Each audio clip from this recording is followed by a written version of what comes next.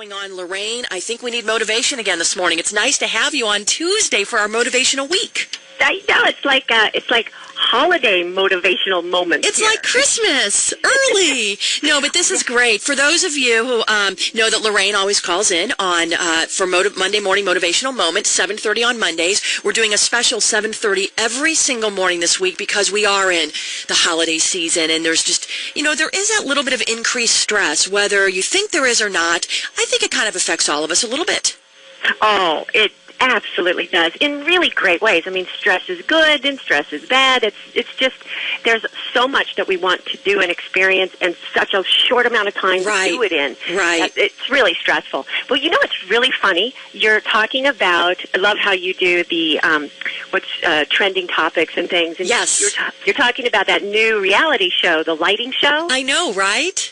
Oh, my gosh. So it's perfect for what I'd like to share today. Oh, and good. that's about holiday traditions, family holiday traditions. Do you have any? My family traditions, we always had them forever growing up, and then once we were all married, my sister, my brother, and I, it all shifts a little bit. And I remember my sister was the first one to shift the family traditions.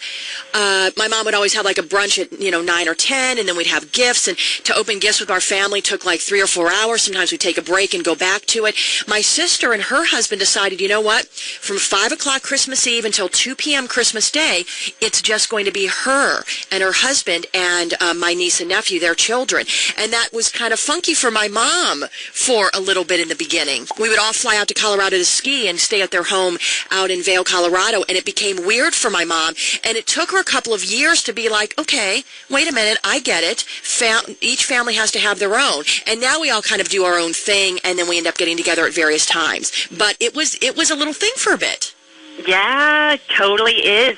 And that's what I think we should talk about today, because these little traditions, these holiday traditions, they're little rituals that get passed on from older generations, and they started generations ago, and they're really intended to be a way to demonstrate important family values, and that's why they're so important. Well, and that's what my sister, she kind of started doing what my parents did with us when we were growing up, which is what's so interesting. And it was my sister kind of accepted this family tradition, but wanted to apply it to her own family before all of us getting together. So it was very ironic that my mom was kind of like, but no, you come to our house. Like, what's happening? I don't know what's happening. What's going on? So you hit it on the head.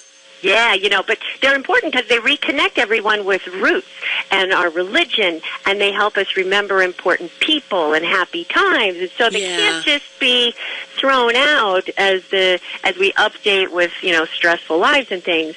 But the trouble with these traditions can be when you're the one that it's getting passed on to, like your sister perhaps, and you just are not up for the challenge. You work a lot, or your house isn't big enough, or it's too expensive, or plain, like my problem, I'm just not that great a cook. And so the Italian traditions for my husband's family, the Feast of Seven Fishes, I am clueless. Okay. I could not pull that off.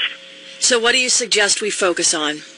Well, if any of this sounds like it's any of our listeners out here, and you want to change things without ruffling too many feathers, you can try a two-step approach. One is to acknowledge, and the other is to ask. So acknowledge the people who've kept those traditions going. Also, acknowledge that keeping it going is going to be really, really difficult for you. And then ask for help in updating the way the family traditions are celebrated, looking for creative ways to honor the essence of that tradition without it costing you too much. Okay.